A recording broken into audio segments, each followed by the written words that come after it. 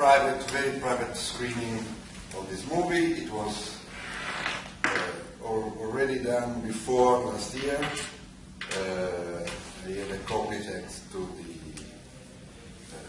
people who did the movie. This movie has been discussed in many places in the world, especially universities, especially with this movement of rethinking economics and so on. I think it is an interesting movie.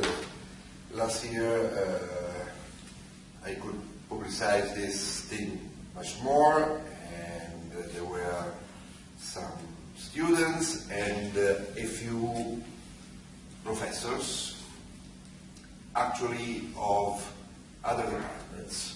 If I had to count the professors of my department who were there, I think there were 2 or 3 more than me. The other, I did last time the other private screening when Randy Ray was here teaching macroeconomics with me in May. Randy Ray, you have seen, is one of the key figures in the movie. And this time I took that we could have the occasion to listen what is the opinion of Jan Toporowski, who teaches at SOAS, but who also teaches here International Monetary Economics in February. And for those interested, the debate of last year is online on YouTube in the YouTube page of the University of Berlin. So, what's your take on the movie? Okay, I will make 4 or 5 points about this. Perhaps I should say that I have a background in finance and banking, and so maybe I see this film, I see the crisis much less as a problem of academic economics, although I think academic economics does come into it, and as I will make clear in my remarks later on. I'm going to make a number of points about what I think are the weaknesses of the film, and then but I think they should not distract from the fact that the film raises fundamental questions about the crisis, about the role of policy, and the way in which economics is taught. And I'll be coming back to this in my remarks. As I said, I don't agree with everything that is said in the film or that is shown in the film. I guess my starting point is that I think the film very much confuses the symptoms of the crisis with the causes of the crisis. When you have a boom and bust going on, the people who are engaged in this have very powerful emotional reactions, in particular during the bust. And I think to explain the crisis by reference to those emotional reactions, by saying that it's because of euphoria, then fear, and all the rest of it. I think it's confusing symptoms with causes. I know where this comes from. It comes from some of the work of Minsky, and in particular the work of Kindleberger's Manias, Panics and Crashes, which emphasizes this particular aspect as may be common to all crises, but it doesn't mean that this is the cause of all crises. So let me say what I think is the cause, and which is absent from the film, and that is the absence of what was going on in corporate finance at the time. The way the film presents it, the crisis was caused, as it appeared in the newspapers, as a subprime crisis, followed by the collapse of Lehman Brothers, followed by the plunge into depression. Those events undoubtedly happened, but they were not the driving force, and the driving force was corporate finance, which was ignored. And I think because this had been ignored, because the fact that this was happening in a particular type of capitalism, it then you had what was introduced as a cause was this abstracted notion of risk, that there was a risk somewhere out there, that the risk was spread around, and it never got behind this. Well, what was the risk? What does cause risk in financial markets? This is an aspect of Minsky's work which I think is absolutely fundamental, and the film is quite right that Minsky said that stability is destabilizing and so on and so forth. But there's more to Minsky than that. Minsky's analysis of debt structures, it's the debt structures which create situations of risk, which create situations where cash flows cannot settle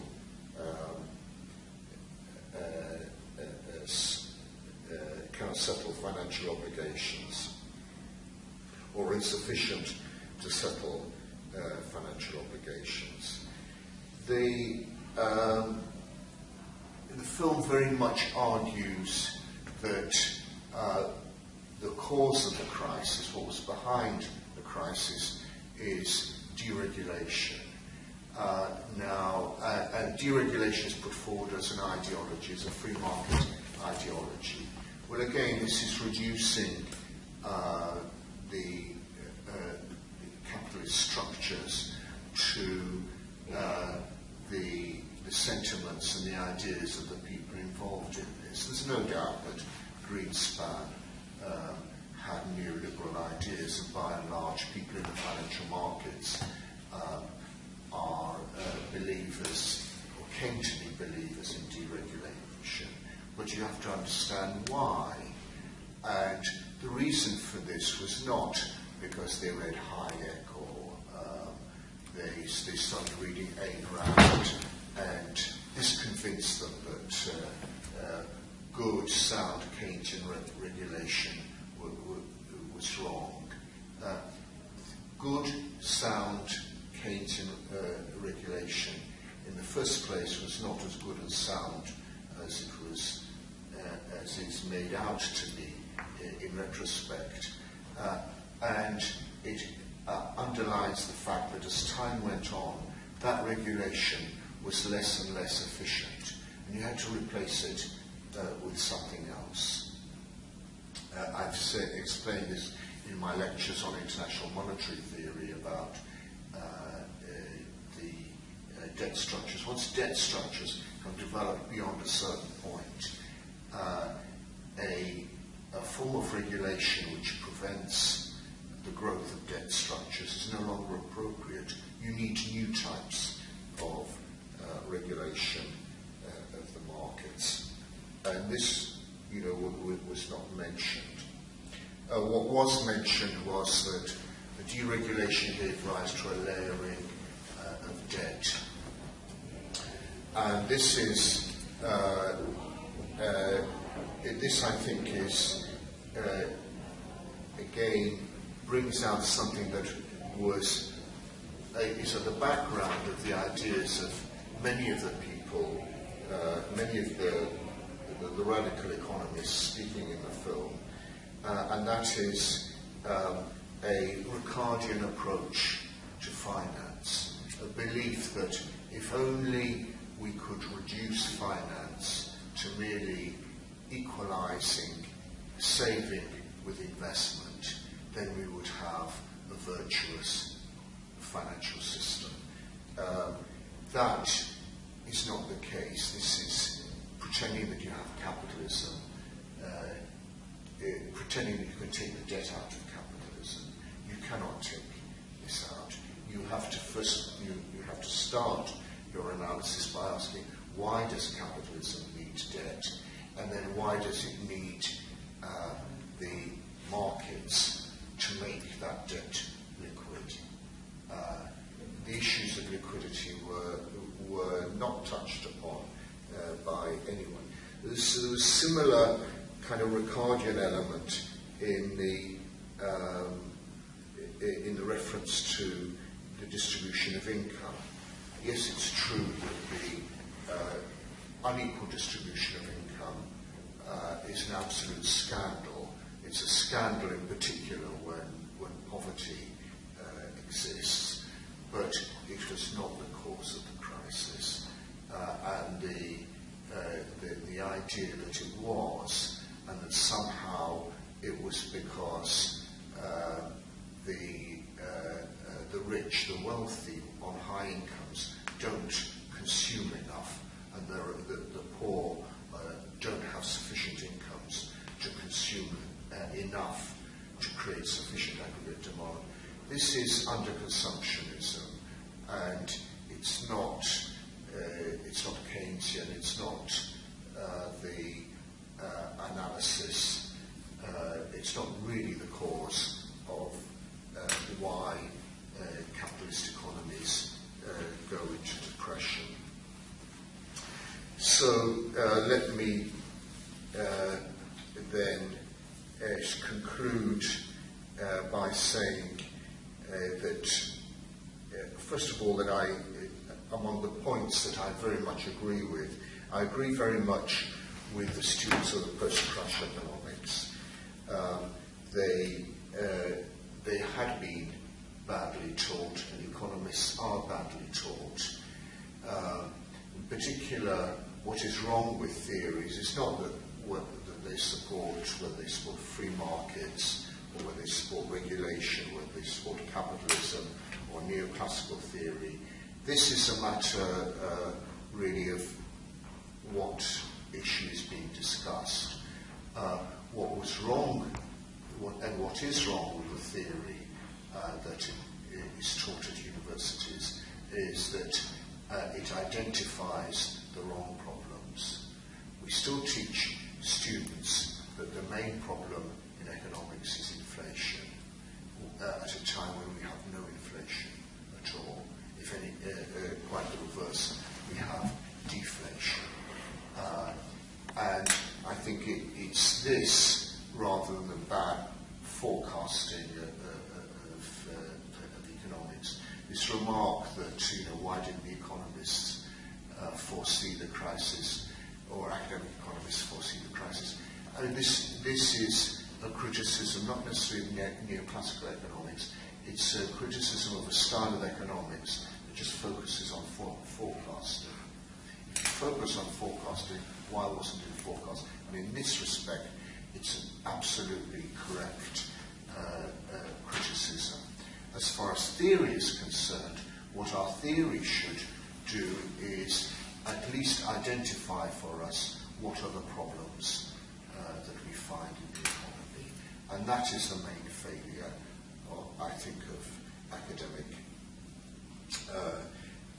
economics.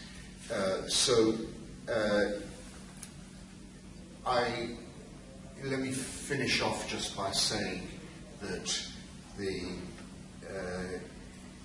in one respect, I think, although I think the film puts forward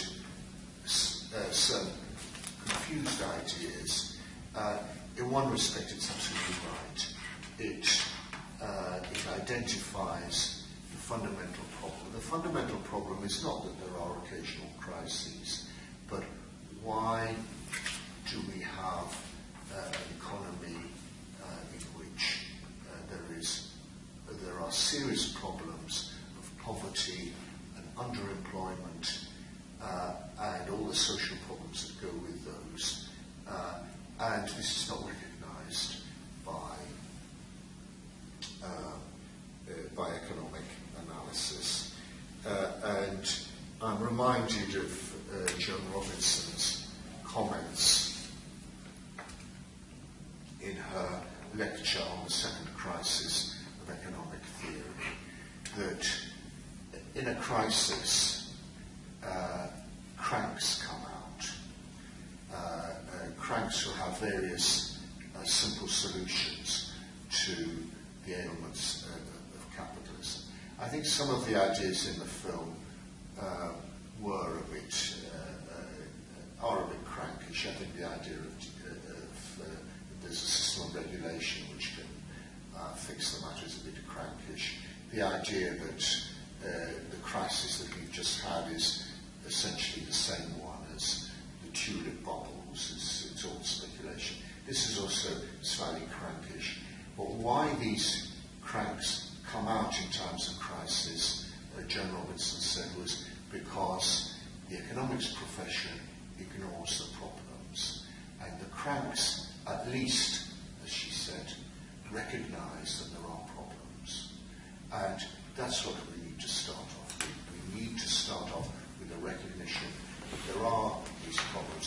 And the economics profession needs to start talking about real problems, not different types of models or anything else like this. Let's start talking about problems.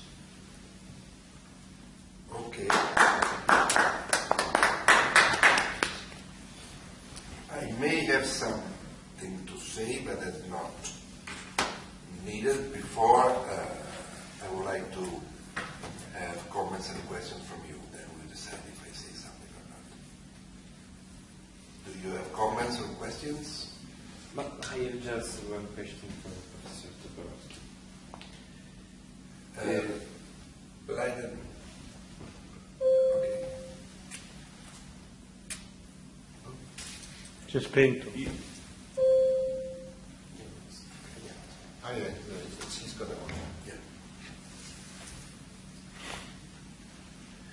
You say that the previous Keynesian regulations and what we call the deregulation is not the real issue in explaining what happened before, what happened in driving to the crisis.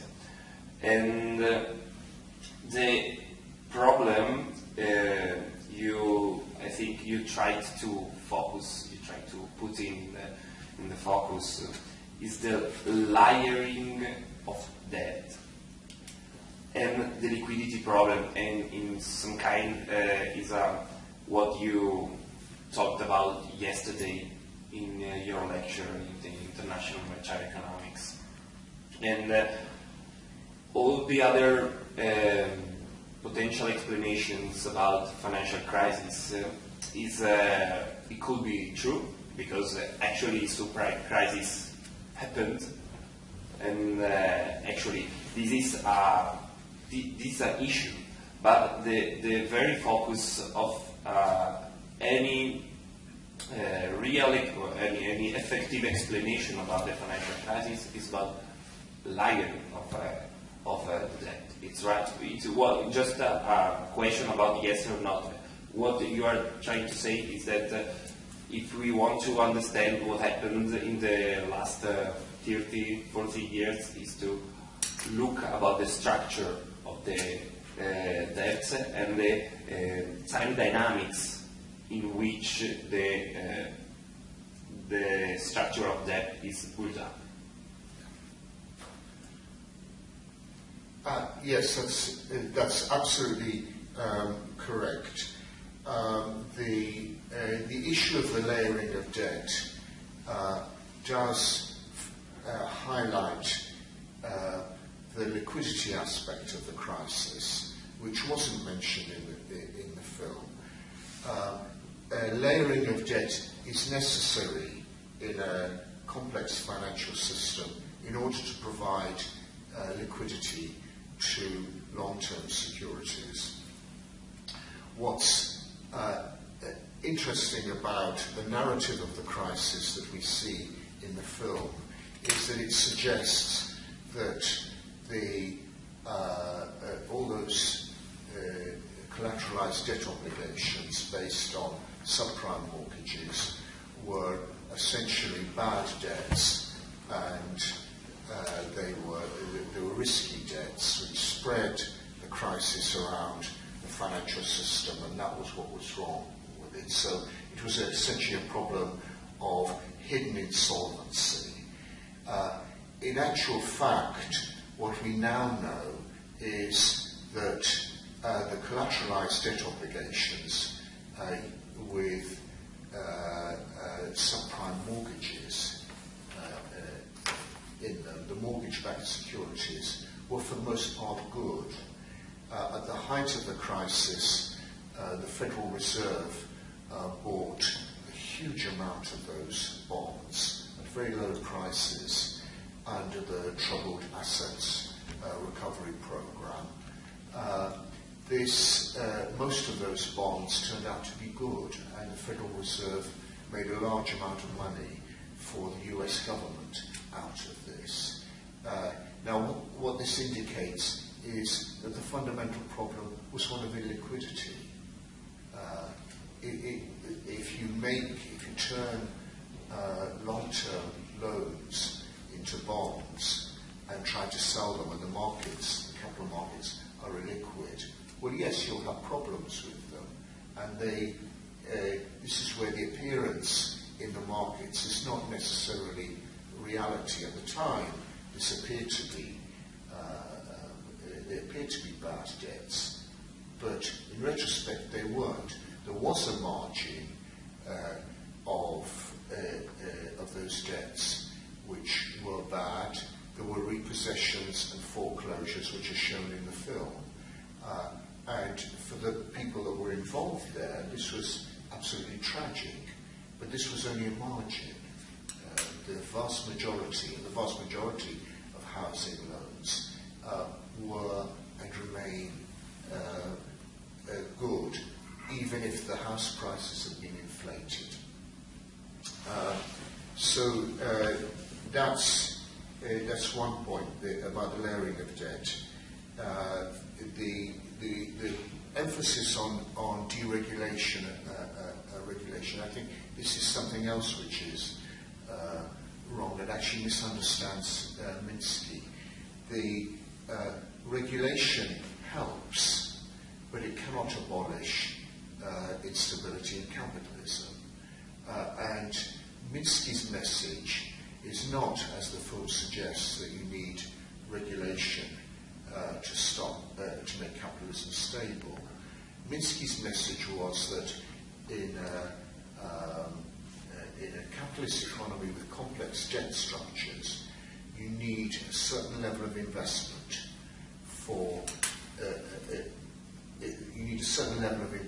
to generate the cash flows that are necessary to ensure that the debt payments or debts are serviced.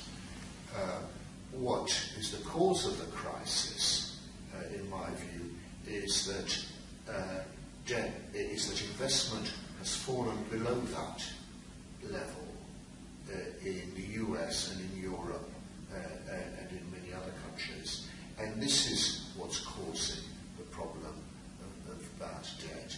It's not speculation or risk, although these happen, these are features of all financial economies. So it's this that I think is the fundamental dilemma.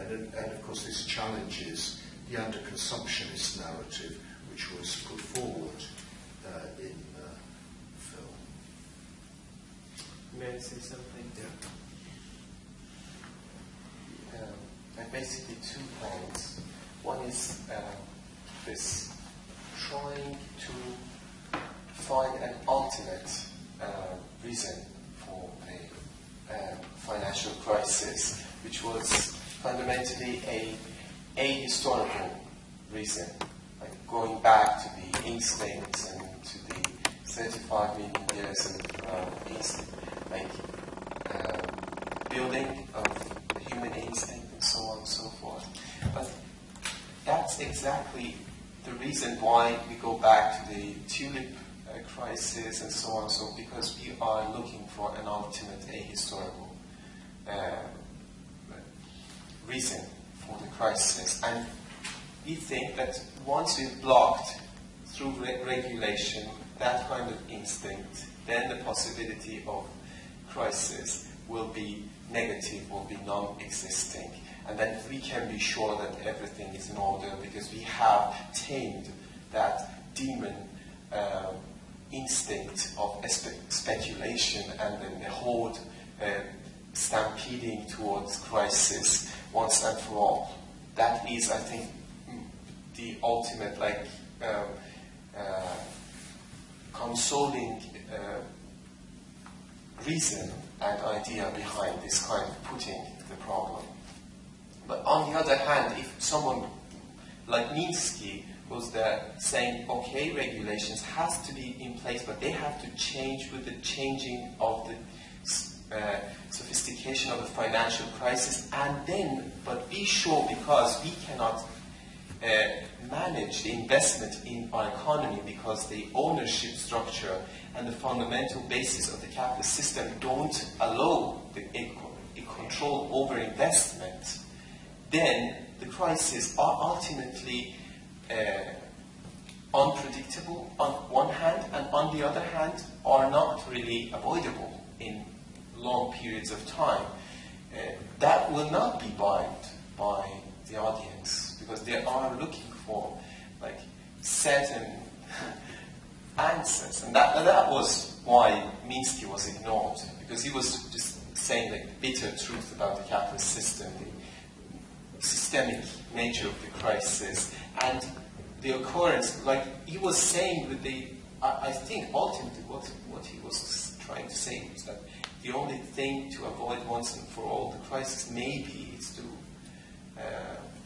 go beyond capitalism in one sense, and then socialize investment and so on and so forth. That is something, of course, an economist cannot say. So, I finish. Something and then you close?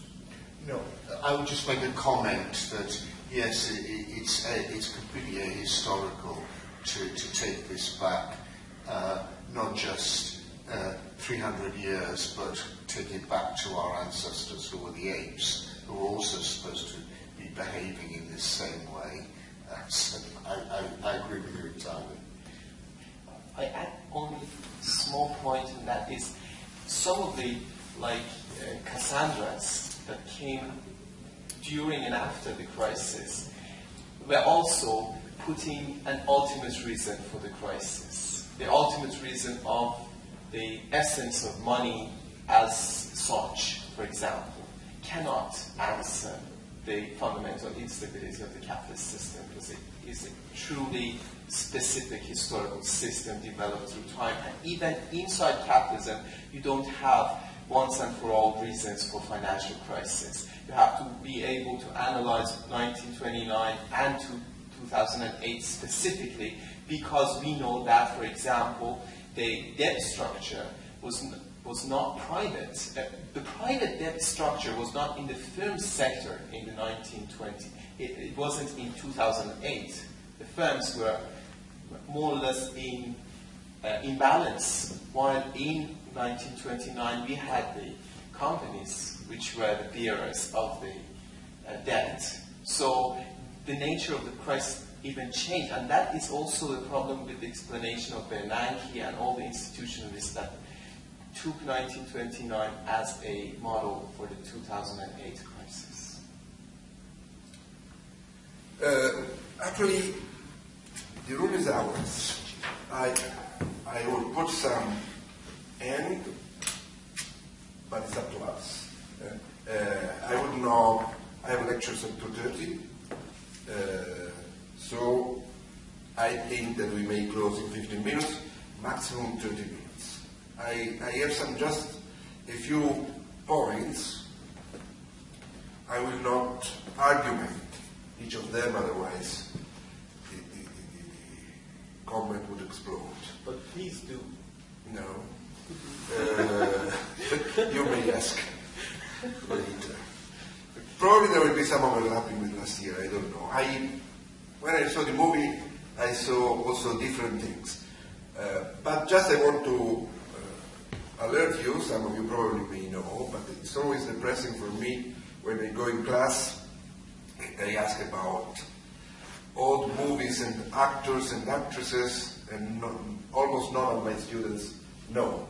The director of this movie was one of the Monty Python, and there is a scene, a great scene, from Life of Brian, when Brian, it's a kind of alternate Jesus Christ, is asking for people to be individual, and everybody says in the same tone and way, yes, we agree, we agree.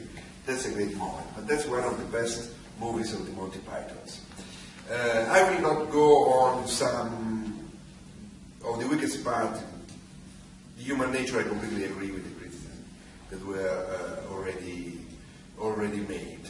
There is something that I don't understand in this movie, though it has become common sense, to call the crisis as the 2008 crisis because of the collapse of Lehman Brothers. But actually the movie shows that the crisis at least began in 2007. I understand European economists say the 2008 crisis, though they are wrong, because the crisis was actually seen in Europe after mid-2008. To the more substantial stuff, I have several points of Minsky, and I have to do them because I am in Bergamo, and Minsky was also here. I completely agree. I think I also said in the other debate, and Randy also said that Randy Ray says the same thing. The interpretation of Minsky can be disputed. I would say that it is Kinderberger. Minsky was not always very coherent in the way he repeated his own theory. So he may have spoken of optimism and pessimism, but the point is not optimism and pessimism. The point is that agents have objective reasons to be optimists at the point of the cycle, and so on. So that is the interpretation on the basis of euphoria and panics, in my view, is wrong. Second, is wrong, somebody says that in the movie, I don't remember who, that Minsky's idea was that it can happen again. He wrote that it cannot happen again. The book, Can It Happen Again, as a question mark, is, if one reads his writing, the answer is no. And that's relevant for what I will say later on. I find absolutely understandable that after the 2007-2008 crisis, the question if Minsky was wrong and it can happen again, I understand that it could be on the agenda. But actually, it has once again proved that here Minsky was right. It didn't happen again. In that way, it didn't happen again, and that's another thing altogether. Then there is in the movie the part of the Minsky enthusiast referring to the financial instability hypothesis. But in fact, this crisis does not prove the financial instability hypothesis right, at least in the canonical form of Minsky, that is the indebtedness of firms. I don't go into the problematic logical element in proving the Minsky's financial instability hypothesis. But the point in the movie is that financiers became interrelated with financiers, and that debt was mostly of households. This is not the financial instability hypothesis, actually. Another point, other 2 points here, I can be very quick, speculation and deregulation, I completely agree with what Jan Toporowski said. The issue is not the regulation of the crisis, just that, but it's not that regulation is the answer. There must be regulation, but regulation, Minsky says, will be always circumvented. And there is a good movie of Leo, good book, series of good books, by Leo Penich and Sam Gindin. They actually interpret the era before the crisis as an era of re-regulation. If you go and look at the agencies of regulation and the rules, there were more and more. So the simple reference to deregulation, or from my point of view, free market, is out of focus. The other point is speculation. I want to insist that for authors like Minsky, but also like Keynes, but also like Marx, speculation had a positive side. And I would even say that what is good in capitalism, that is something good, comes from the fact that people engage in speculative and sometimes even Ponzi positions. So that's not really enlightening, putting them as the problem. I agree that Minsky is a key figure, however. Already Jan Toporowski said something. I would pick up some points. First, the idea that the balances of agents are interconnected. This is a key point in Minsky. This is not very much well exploited by other thinkers. This comes from the idea of Minsky that every agent in a monetary economy like capitalism is in a sense like a bank, deals in money, from money to more money. So this monetary economy has these agents, but these agents for Minsky are not on an equal footage, so firms and in a sense the state are more key, and there is the banking system and the strictly money financial system fundamental. So this is the first couple of things. Balances, interrelated balance sheets to be more precise, and we live in a monetary economy. The third thing is important because it is a relationship with Minsky, and it is a stage view of capitalism. So really, every time is different because it is not always the same crisis. The interesting thing about the stage view of Minsky, which comes from Schumpeter but can be applied to Marx, is that he looks at the relationship in defining the stages between the financiers and those who go into debt. So he said in the different stages we have to differentiate the stages according to those who are the financiers, those who are those who go into debt, and how they are interrelated. I think that in this way the financial stability hypothesis can be rescued. That is, I see the financial stability hypothesis as some agents wanting to go into debt. So that's the tendency. But there are powerful counter-tendencies annihilating the tendency. There are moments in this, all the system blew up, and so what was a hidden tendency to go into debt, which has been frustrated by the same positive asset of the economy, well, this does not work anymore, and all agents, and especially firms, are forced into indebtedness. By the way, I think that in 29 here, that was what happened, in a sense. That there was a forced indebtedness because of the crisis. Because, at least in the United States, many elements were similar to the roaring 2000s. Household indebtedness, overconsumption, etc.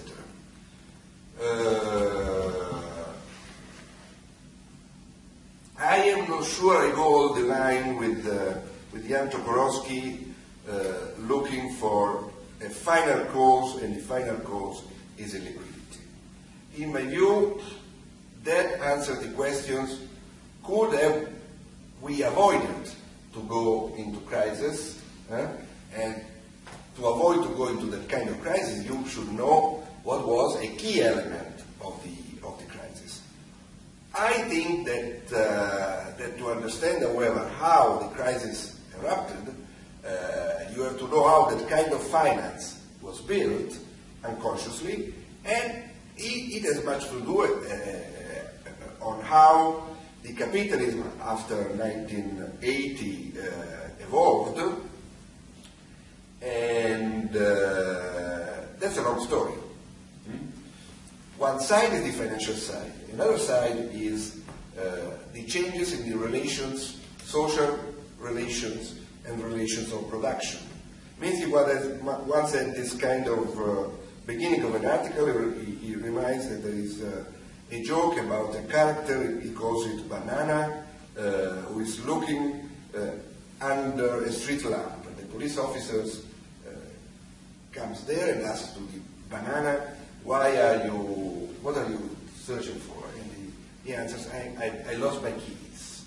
And the officer says, but you lost them here? No, I lost them farther away. And so why are you looking here?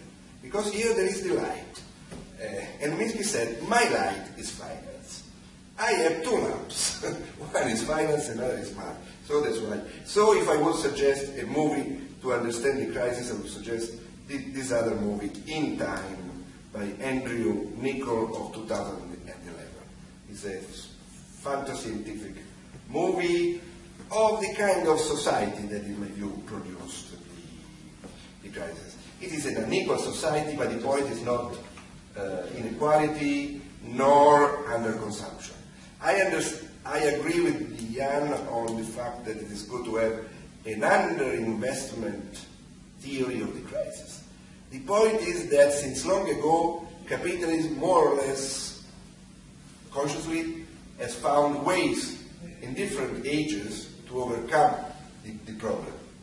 And in the so-called neoliberalism, overconsumption in a certain area of the world and net exports in another area of the world were effective means to avoid underinvestment.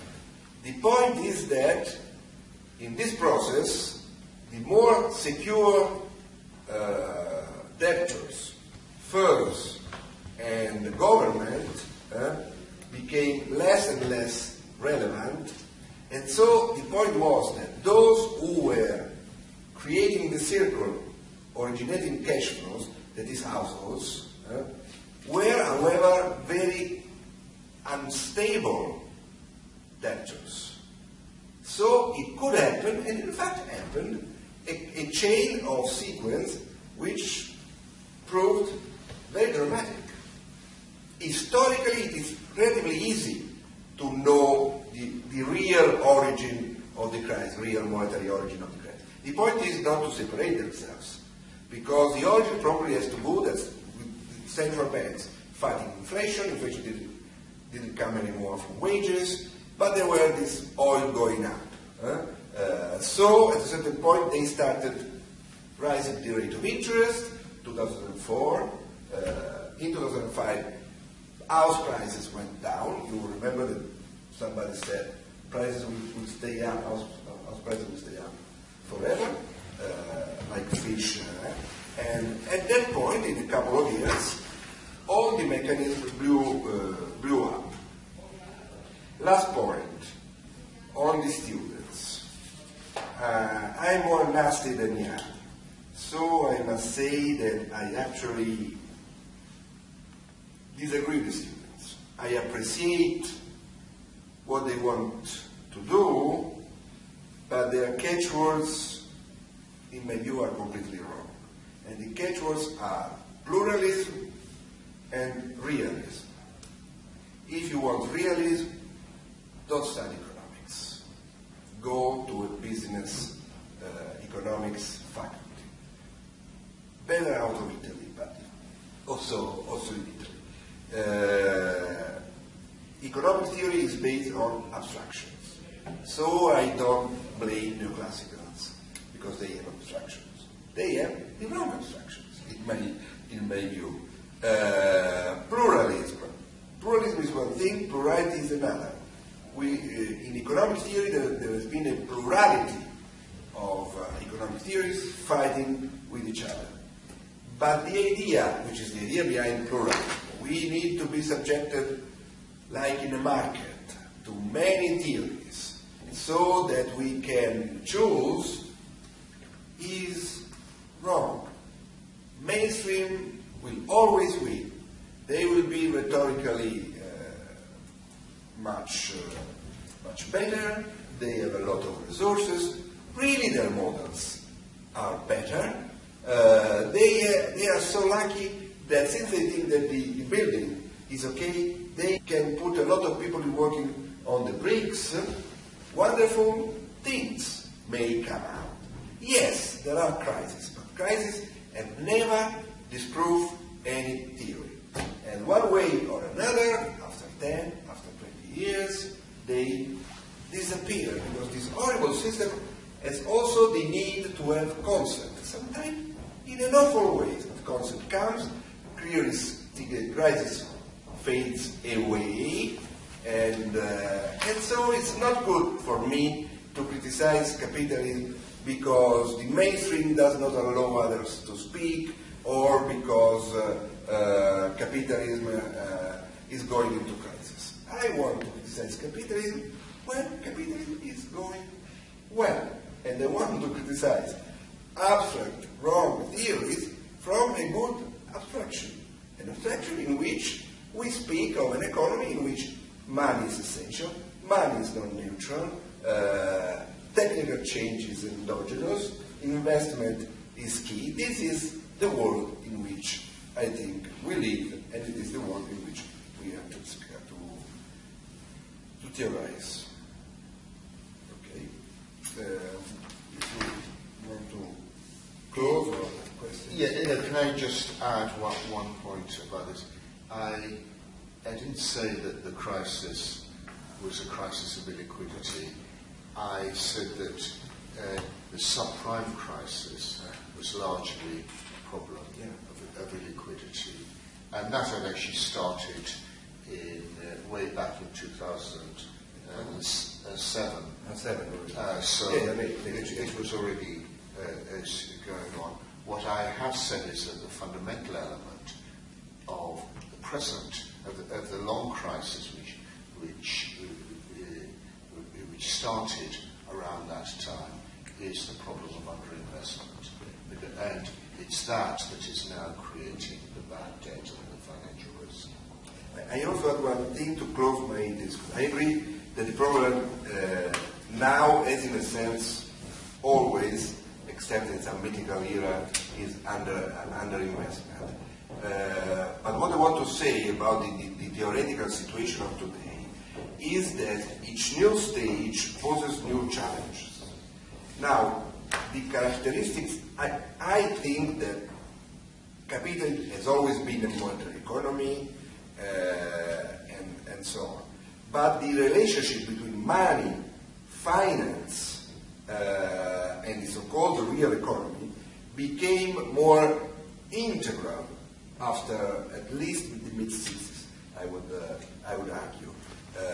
So this has not really been included even in the best theories. We are beginning now to understand this kind of thing. So yes, we will need another Keynes, we will need another Marx, whoever you want, but it's not just going back to what we already know. We have to build on the past masters, but it's a new reality. And actually, one who said this, who didn't do this, but who said this in a very good way, was the late Paul Sweets in some interviews. And he said, this is a new problem, the relationship between finance and the economy, and this should be the focus of the new